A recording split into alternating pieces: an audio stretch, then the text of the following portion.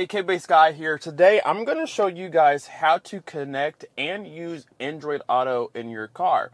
We are in a 2024 RAV4, but Android Auto is not specific to Toyota. It goes through all manufacturers.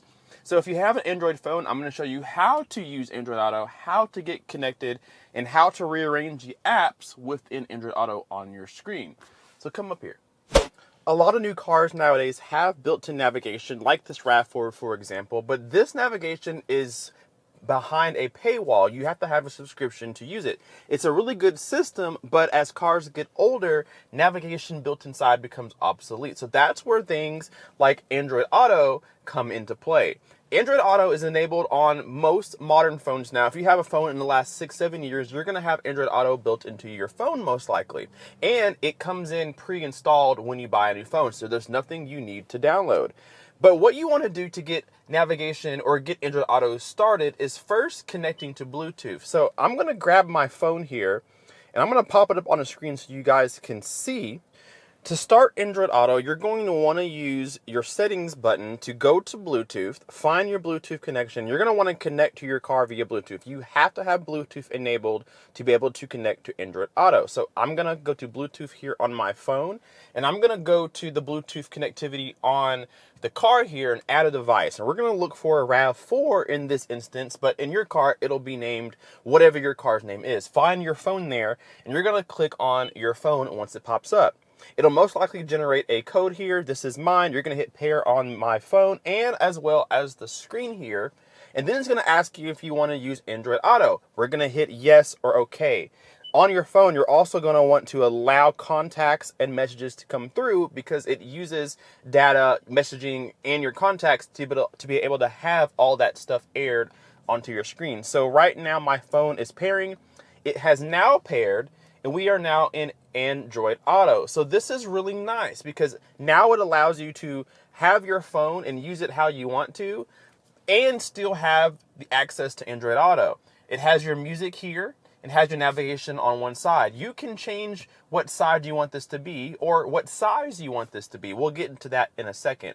Now, this may change from car to car, but if you are in Android Auto and you want to get back to the factory software, you're going to see a symbol, most likely your manufacturer's symbol on your screen. In this case, it's a Toyota. So if I click Toyota, this allows me to go back into my factory settings, maybe change a song, mess with some settings inside the factory system.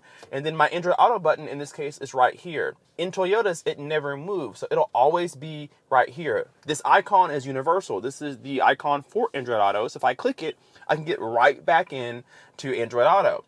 If you are using navigation and you search something, if you leave Android Auto, navigation still works. So if I'm in the factory system, but I'm using Android Auto's navigation, it'll still pop up what navigation is, where to turn, and it'll still use the voice setting. So it'll tell you, turn left at exit 7 in 0.7 miles or whatever, even though you're not on Android Auto. They do one concurrently, even though you're not on the Android Auto screen.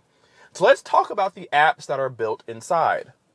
So the beautiful part about Android Auto is that it uses apps and icons that you're already used to on your phone. So if you've had an Android phone for a while, these icons are going to look very familiar to you. Messenger, Messages, Google Maps, your phone, and then settings. You have the ability to go into the customization and add or take away apps. If you go into your phone here, which I'll pop up here on the screen right now, you can go into the Android Auto app on your phone and change what you see on your screen here. So for me, I have Tidal, which is what I listen to for my music. I have Google Maps, of course, it's already enabled. Messages, Messenger, my phone is enabled, so on and so forth. But you can add or take away apps. Maybe you use Spotify and rather have that up instead of Tidal. You can put that. Maybe there's apps you don't want, like podcasts or reminders or weather. Maybe you don't want that to be on your screen. You can use your phone to take them away. You can also reorganize the apps. If you want an alphabetical order, you can. If you want them to be custom order where your most used are at the top, you can do that. And you make those adjustments from your phone through the Android Auto app. There are some other settings that you can use in Android Auto app, like if it turns on or off automatically when you get into the car. For me, when I jump into my car in my Lexus, I like it to automatically start Android Auto. You can have it do that, but maybe you don't want it to do that. You can turn that off. You can have it start music automatically. If you listen to Tidal or Spotify or whatever you like to listen to, if you want it to play music automatically, you can set that or you can change that. If you prefer your navigation to be on the left side of the screen versus the right side of the screen, you can switch sides. And all that is done with the Android Auto app. So there's a setting button on the Android Auto screen here on the radio that you can click to change different things and behaviors of the screen. So if I hit settings on here, maybe there's some privacy things you guys don't want to have happen. For example, when a text message comes through, you can have a notification, you can have it read to you, or you can have nothing at all. And this is where you make those changes. For example, when somebody texts me, I don't want it to make a chime when it happens because it lowers the music for about 3 seconds. So if you're constantly getting texts, your music continues to change volumes because the chime is playing over top of it. You can turn that chime off. Maybe you always have people in your car with you and you don't want people to see your text. Maybe you're an Uber driver and you don't want people to be reading your messages that pop up on the screen. You can allow it to only show notifications or the first line of message or nothing at all if you don't like to. You can even have it not have messages at all on here if you want to be a little more private. Now, the cool thing about this is that you can set kind of a layout. Maybe you don't want it to be night mode for maps when it's dark and daytime for maps when it's bright. You can turn that on or off.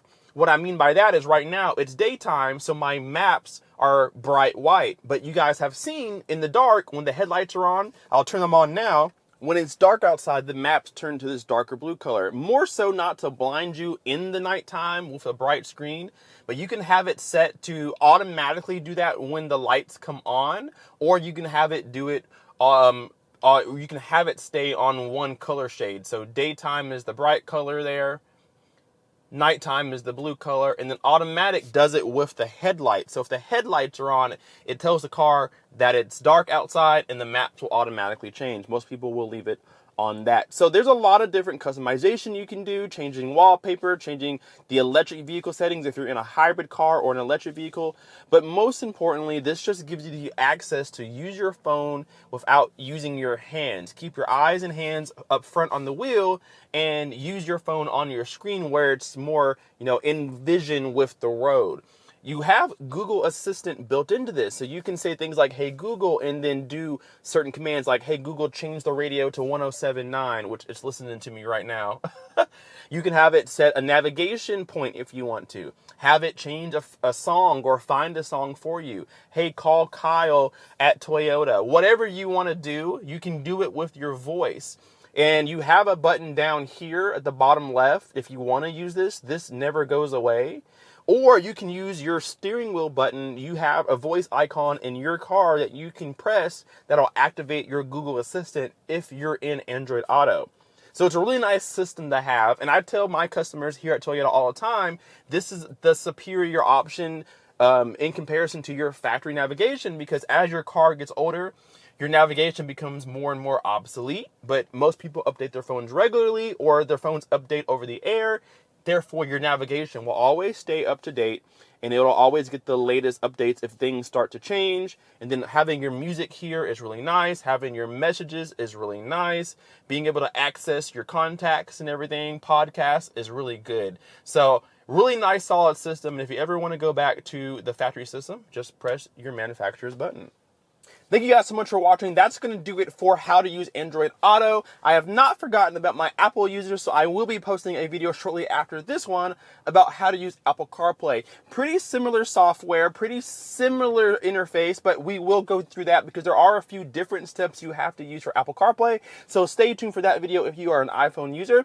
Leave me a comment down below and let me know any other questions you guys have about Android Auto. I should be able to answer them, and we will see you in the Apple video if you're an iPhone user. You guys have a good day, and see you soon. Kpaceguy out. Peace.